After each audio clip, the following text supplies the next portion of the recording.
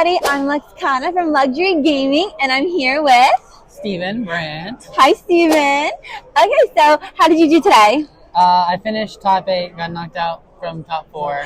That's amazing. Yeah, So you got the Mickey? Yeah, I didn't get the Mickey. Do you want to showcase it? I don't have it with me. They said I'll get it later. Oh, okay. Man, that would have been so nice to see because I've never seen it up close, actually. I haven't either. I'm excited. That is I need to get the mat, though. The mat's gorgeous. The Rapunzel mat. Oh, my gosh, yes. That's actually my favorite character. All of my emotes are Rapunzel themed. Yeah.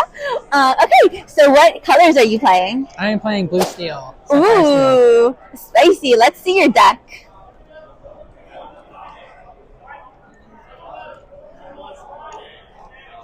Got 4 popsicles, obviously. That's a staple. Yeah, and then you get the 4 Fortispheres. That's also a staple. Those are obvious. Kind of have to. Okay. Those are the obvious ones, you know. They have to be in Sapphire. Yeah, and they allow you the draw power. Yeah, draw and makes the 8th makes Hiram more consistent. So, and then the obvious 2 drop is Mr. Smee. Quest for 2 at 2 costs is just way too strong. This is how you get the aggressive game plan against the slow decks, you know. And also, Brawl doesn't brawl him either. Yeah, Brawl So- reduces like really late unless you're against red blue. So You're gaining him a lot. Yeah. And the popsicles could heal him. Yeah. So it's like you have a lot of options to do with him. And then matched with Cogsworth, he doesn't damage himself anymore. Yeah. That's very true. And then the other 2 drop I'm playing Argus. This is entirely for the red-purple match to stop Flynn's from getting 3 lore and for killing castles if that's necessary, you know. Yeah.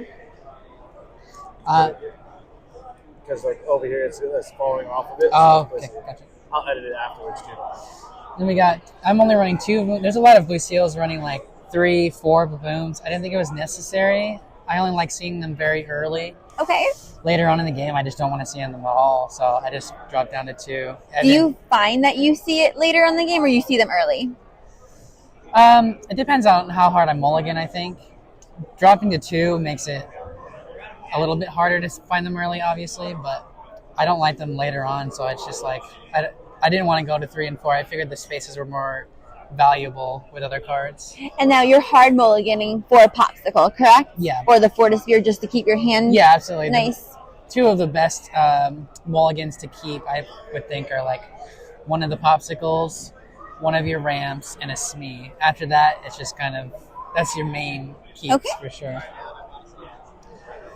And then for 3s, I'm only playing 2 Rise. I think this is mostly a staple. I don't think anybody is going higher. Mm-hmm. I think that's a waste of a slot too, because like you don't want to see these that often either. But they're pretty necessary against red purple. Have you ever used Rise of the Titans on yellow steel to remove their flute? I have not. No. Okay. It might be necessary at some point, but I don't think these are good against really anything but like red purple and sometimes red blue. Okay. Otherwise, they don't see a whole lot of use. It's just ink. So yeah. Then we got the ramp cards. 3 Mickeys. I'm on 3 Mickeys. Last minute, I kind of decided to switch from 1 jumps to Mickeys. What is the rationale from that? I do like 1 jumps a lot. I decided to go to Mickeys because going into this, I wanted to make my matchups into red, purple, and green steel just as good as possible. And having this on 3 helps against like Be King Undisputed, Tremaine, and against green steel on the draw, you can't lose 1 jump to the 2-drop Ursula. Okay. So that's why I decided to go with Mickeys. I only went to 3. Most people would say 4, but I didn't miss it too much. The 4th, I noticed a couple times I didn't get ramp on 3. That's probably why, but it didn't end up hurting me too much. Okay. And then obvious, this is like the backbone of the deck, the 4 quills, right? Definitely needed. Yeah. That paired with Whole New World, obviously. The other backbone of the deck, 4 Hirams. The draw power is just absolutely incredible. It helps you replenish your hand if you get it discarded from green steel, right? Yeah. I mean, this is probably number 2 card against green steel. I think Tinkerbell is probably like the best way Tinkerbell. to fight green steel. But this one, if you get like one draw off, you're probably good. You're back in the game, kind You're of. probably gonna win, you know. And if Okay. you get one more item, there's no way they can discard that many. I'm playing 2 bows. I'm not playing any of the warded aerial. I don't think it's really good against anything but red-blue. Like, you can pull off sneaky wins against other decks sometimes, but the fact that it's an uninkable that doesn't really do anything for the board, Yeah. and against like mirrors, they could have more items at you at some point. So the chance of it not being up to you, I feel like I didn't want that. While at least the ink is kind of more up to you. Yeah, exactly. And she can always ramp. Like, Belle paired with Whole New World, ramping is really good. I never played this and regretted it, because like even with the ramp, you're getting up there even faster. Okay. 1 Zeus, that's probably a surprise. Most people are on like 2. Yeah. Every time I go up to 2, I regret it. I feel like I get it and never want to use it. Okay. So I just dropped down to 2. It did come in clutch today. I would wheel into 1 at a perfect time, but I don't think I would go back up to 2. How many uninkables do you play? I believe I'm at 16. I'd have to recheck the list, but I'm pretty sure I'm at 16. Now, did you find your hand getting clogged with some uninkables, or were you always kind of okay? Not usually. I think there was like 1 or 2 games where my starting hand or my next couple draws put me like 5 of 7 uninkables. But a majority of the time, I'd never had problems with inking, I think. And then we got the 4 Cogsworth. Oh, the resistant one that helps the Smee. Yeah, exactly. This is the reason Sapphire Steel is so good into any other steel deck.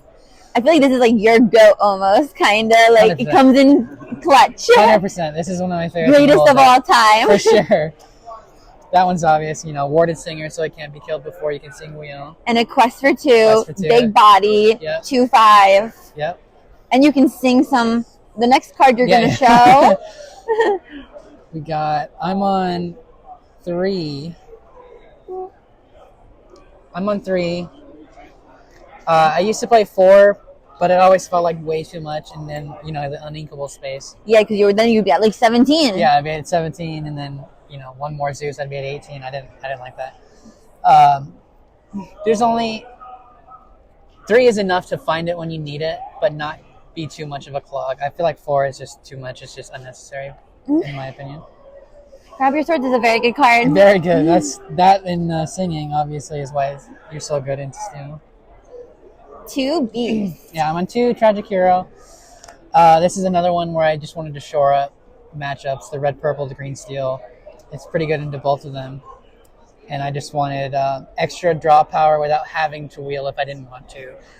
Yeah, it gives you like the kind of like the option. Yeah, exactly. Not like that you have to. Exactly. Which is kind of big. Like you kind of need to more cards in your hand allows you to make the better optimal play. Absolutely. And sometimes you don't want to wheel against green, steel, or red, purple. Because you don't want to refill their hand. Yeah, exactly. Like if my hand gets refilled, then you're kind of, I have answers to your stuff. Yeah, absolutely. And then, 4 Whole New Worlds. This is like the main reason blue steel is so good. This paired with ramping, you just empty your hand and get a whole new hand. When's the optimal time to play a Whole New World in blue steel? It really depends. The matchup will change that a lot. On the play against the majority of decks, if you get the 1/2 ramp 5 drops, singing on turn 5 is usually the best on the play. Okay. On the draw, it's a little bit tougher because you don't want to give them. They already have so much tempo. You don't want to give them a whole new hand. Yeah. So it really depends on the deck. On the play, for sure. Like turn 5, if you get the good curve into singing, it's very good. Okay, love it. Not bad. I have 3 Let It Goes. This is a choice I don't think most people like. Most people are on like 2 or 1. But it's inkable, so yeah, exactly. it helps you out a little bit. I want a removal that was inkable. And this, adding another one, helped me shore up a little bit into blue decks. Because like the Tamatoas, I need a way to get rid of them. And there you and go. this is the only way if I'm not running Hades. So I didn't hate it. I don't think I played them like really at all this weekend. Okay. Just because like against green, steel, and red, purple, these aren't the best cards. So if I knew I was against the same decks again, I would probably go down to 2. Gotcha. myself, Okay. yeah. Who knows? You might change your hand for Toronto. I might, yeah. This is spicy. This is spicy. I don't This think is very anyone's... spicy. There's a couple I saw doing this. This is from set 2, I believe. Yeah, set 2. I've been playing this since set 2, and it's one of my favorite cards in the whole deck. You're a Gaston fan? I'm a huge Gaston fan. Questing for 3, pulling a card when you play him. And it's a 4/4. 4/4. It dodges Medusa. And one of my favorite things with Gaston is if you already have the 5-drop on board, you can play Gaston, pull a 5 song, and sing it with the character you have at the same time. Ooh, okay. So that's one of my favorite lines into Gaston. But he felt great all weekend, I think.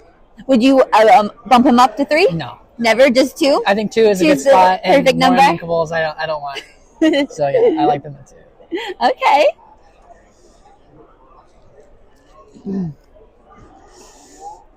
14 Cabals, I've got another obvious one. Yeah. This is going to be in every deck, obviously. This is a staple. Yeah, absolutely. This is how you stop aggro. This is how you... Because blue steel is slow early, right? Yeah. You're taking time to ramp. This is how you come back. Later in the game, this is how you turn the tide back over into your favor. Because you're kind of clearing an entire board sometimes if they're low drops that are costing. Yeah, exactly. That are questing for a lot. And especially against like low to the ground decks, hyper aggro, this is like the number 1 card you want to see. Yeah, so that's pretty obvious.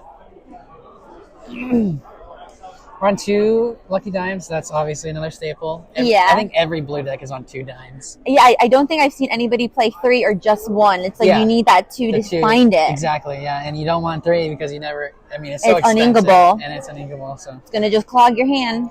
This is like these and then the Tamatoas. It's like your win condition. That's like the number 1 reason it's so good right now. It's because you have the 8 popsicles and you just slowly putting them down over time. And you know, Tamatoa will dime for like 10, 12 at a time. Quest for 10? Yeah, exactly. I think one of my games, I went from 0 to 23 in 1 turn. No. Because of Tamatoa and dime. That's so sick. Yeah. So yeah, the Tamatoa pulling back items. Obviously, if you've been drawing with Flaversham, it's just really good in the deck right now. Okay, that's awesome. So do you have any social medias that you want to shout out? I don't. Should I be getting one? That's fine. Honestly, you got the Mickey, so maybe you should make one. That's to a good start point. advertising. Exactly. Put it up there. Worst case scenario, you guys can like and subscribe this video. Do it.